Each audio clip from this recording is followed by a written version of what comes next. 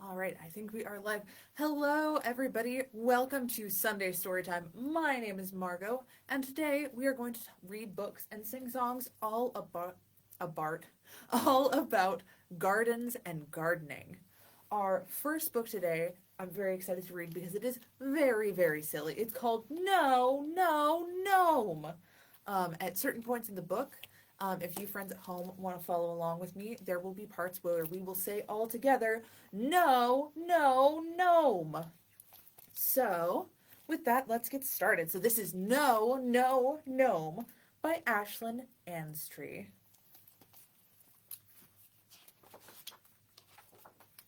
The students at Green Thumb Elementary have been working hard on their garden all year long.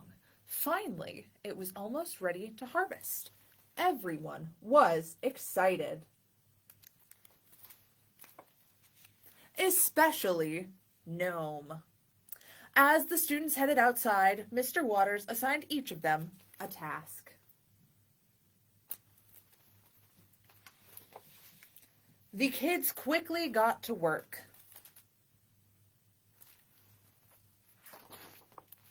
At first, Gnome was helpful, but then... All right, friends at home, are you ready to follow along for this one? No, Gnome! How would you feel if you worked hard on a garden and somebody tore it all up like that?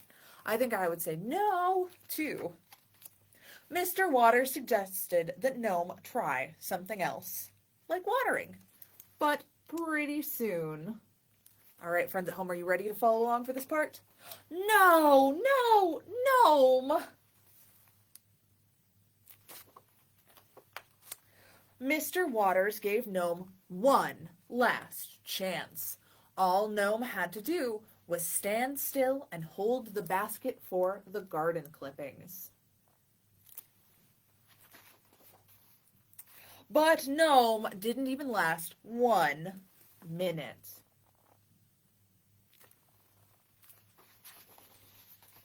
Mr. Waters sent Gnome back to the classroom.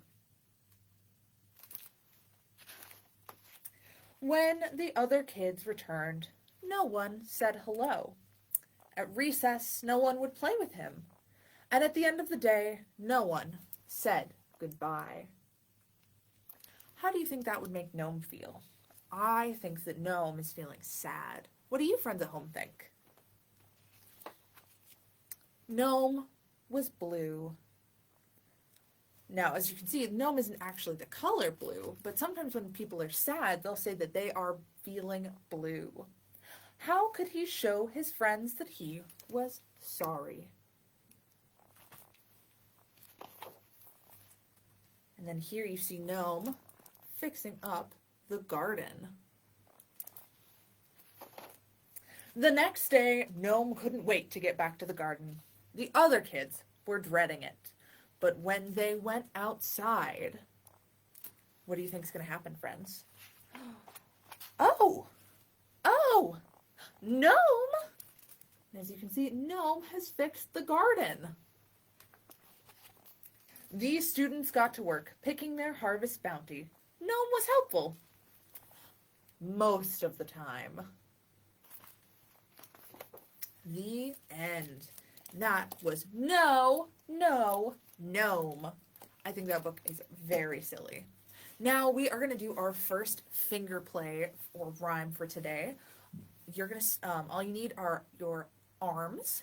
So to start, we're going to go way up high in the apple tree. Let's stretch our arms out like we're being a big old tree.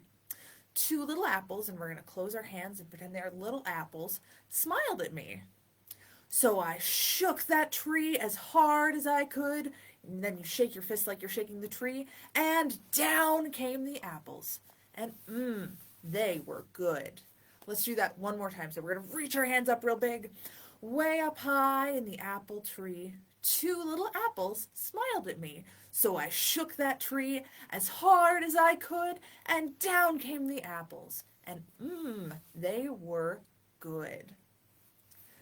Now, we're going to read a book called Rainbow Stew by Catherine Falwell. I really like Catherine Falwell. She's a really cool author and illustrator, and I like her books a lot because she uses a style that looks like papery in some of hers. I don't think this is one of them, but I love this book. It's so colorful and fun. So this is Rainbow Stew. I might bring my camera a little bit closer. By Catherine Falwell. Stretch, wiggle, sniff, and giggle, we scramble from our beds. Grandpa's making pancakes for his favorite sleepyheads. We love to visit Grandpa. It's always so much fun. He lets us play outside all day so we can jump and run.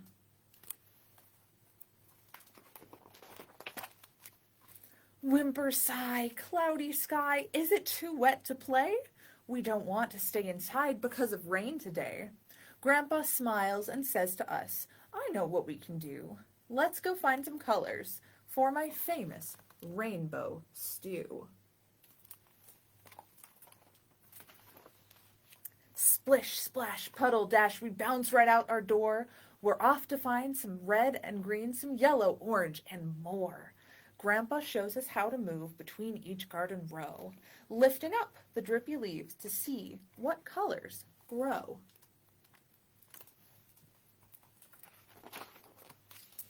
Drip, drop, shake, and hop, there are lots of greens. Spinach, kale, and cucumbers, zucchinis, peas, and beans.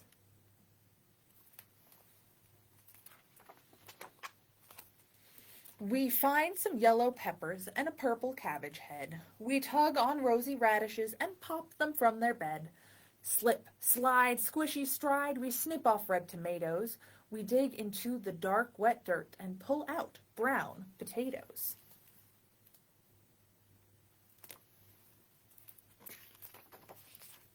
We jump around like grasshoppers and buzz around like bees.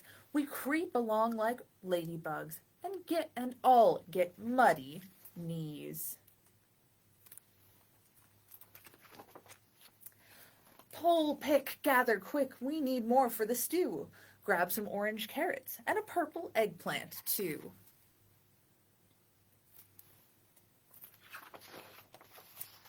Our basket's full of colors, we park it by the door. Our clothes and boots are dripping, making puddles on the floor.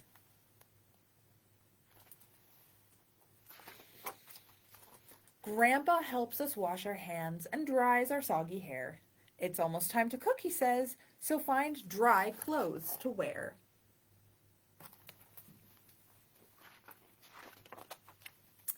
Peel, slice, chop, and dice, colors fill the pot. Stir in herbs and water, and then wait till it gets hot.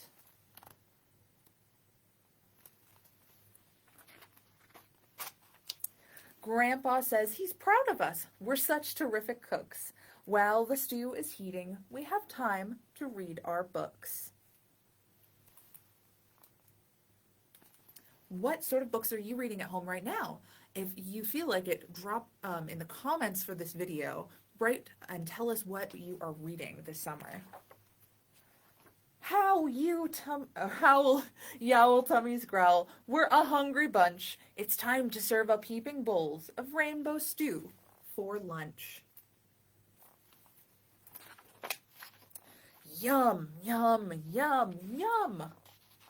And at the very end of this book, there is a recipe. You can't really see it very well, but there's a recipe in the end of this book if you want to make your very own rainbow stew. Now, we're going to move over to the barn here, and we're going to do a rhyme called There's Something in My Garden. So this rhyme is really fun because it's about animal sounds and guessing what sort of animals are going to be in the garden. So I'm going to have puppets that are going to come out this door right here. And before they come out, I want you friends at home to try to guess what animals are inside. There is something in my garden. Now, what could it be? There's something in my garden that I can't really see. Hear its funny sound. Quack, quack, quack. All right, friends at home, what do you think is in my garden? Let's see if we're right. Quack, quack. A duck is what I found. That was some good guessing, friends at home. Thank you for following along. Let's do another one. There is something in my garden. Now, what could it be? There's something in my garden that I can't really see. Here, it's funny sound. Let's see what kind of friend is in our garden now. Moo! What kind of animal makes that sound, friends at home? What kind of animal says moo? Let's see what we've got. A cow is what I found. That was some excellent guessing, friends at home. I think there are about 2 more animals in the garden, so let's see what we can find. There's something in the garden. Now, what could it be? There's something in the garden that I can't really see. Here, it's funny sound. Neigh! What sort of animal says neigh? Let's see. A horse! A horse is what I've found. Good guessing, friends at home. All right, there is one last friend, I think, that's in our garden. So let's see what we can find. There's something in my garden. Now, what could it be? There's something in my garden that I can't really see. Here, it's funny sound. I don't know if that was a very good one, but let's see. What do you think makes a bark bark sound? A chicken is what I found. All right, now we are going to read our last book for today. This one is called Seeds, and it is, as you would think from the title, all about different kinds of seeds. Hopefully, okay, my camera's adjusting. It's having trouble with the lighting. Seeds carry the power of life, so they embark on amazing adventures. Some take off to distant lands. As you can see, there's a tiny little seed on the end of that fluff. And if you've ever seen little dandelion puffs, those are made all out of seeds. Others wait to be carried to their destiny. Our ant friends carrying off the seed. Once they find their place, seeds go through a breathtaking transformation.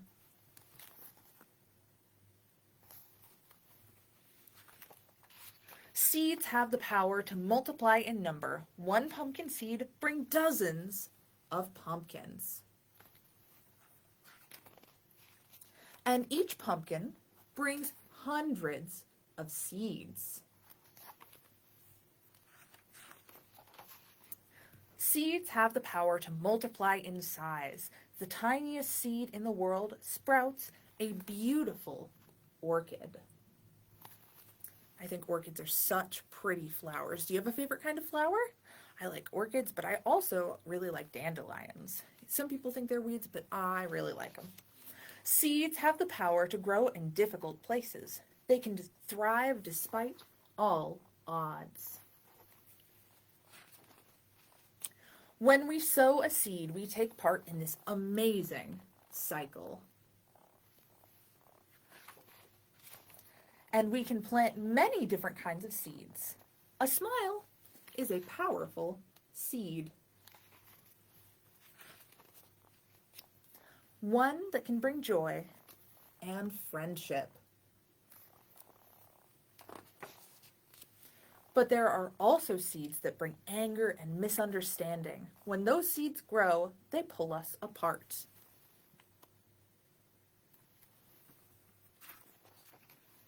Seeds can only bring what they carry. Pumpkin seeds bring pumpkins, and kindness seeds bring kindness.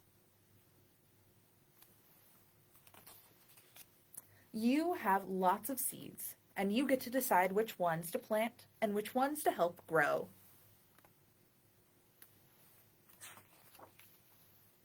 Seeds have whole worlds inside them, just like you. Now, I said this was the last book, but I think I'm going to do one more. It's time for a special extra bonus book. This book is very, very cool. It's written in 2 languages, and it's called Wild Berries by Julie Flett. So Wild Berries is a book that's written both in English and in Cree, specifically a dialect called Swampy Cree. Now, I'm just going to be reading the English parts because I think it's very important that when we read books in other languages that we try our best to pronounce those words correctly. And I just haven't done enough practice to do that, and I want to be as respectful as possible to this book.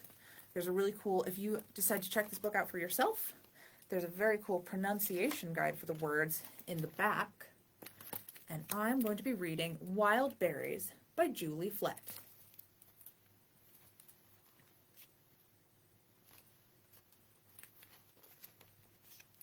When Clarence was little, his grandma carried him on her back through the woods to the clearing to pick wild berries.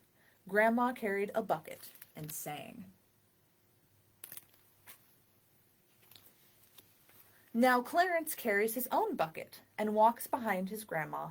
They sing together. Blueberries dot the clearing. Grandma checks for bears.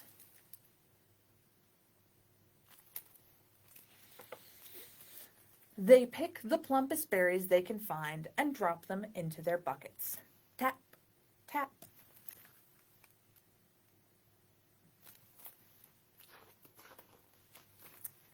Grandma likes sweet blueberries, soft blueberries, juicy blueberries. Clarence likes big blueberries, sour blueberries, blueberries that go pop in his mouth. Clarence and his grandma pick blueberries for a long time.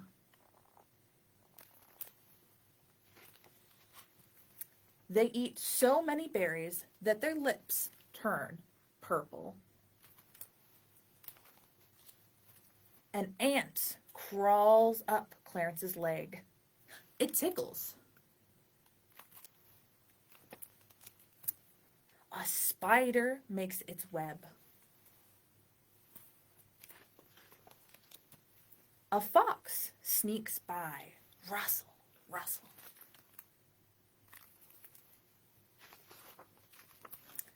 When the buckets are full, Clarence lays a handful of blueberries on a leaf for the birds and the other animals of the woods. They say, "Thank you." Clarence and his grandma walk back through the woods with their buckets full of berries. The birds sing in the clearing. The end. So that was Wild Berries by Julie Flett. Thank you so much for tuning in to Sunday Storytime, friends. Before we go, I would just like to add that we do have a craft for this week's Storytime. It's a fun sort of flower garden-y craft. We still have craft kits. If you go to the library and, sorry, I'm getting all tongue-tied, and go to the Reader's Theater, we should have some left, and we should have some a little bit later into the week. I usually get the craft kits out by Fridays, so between the Friday before Sunday Storytime and maybe the Wednesday after, the kits are usually available. And if you have any questions, feel free to reach out to me. Anyway, thank you so much, everybody, for tuning in to Sunday Storytime. Again, my name is Margo. I very much appreciate y'all tuning in and watching, and I will see y'all later. Bye, everybody!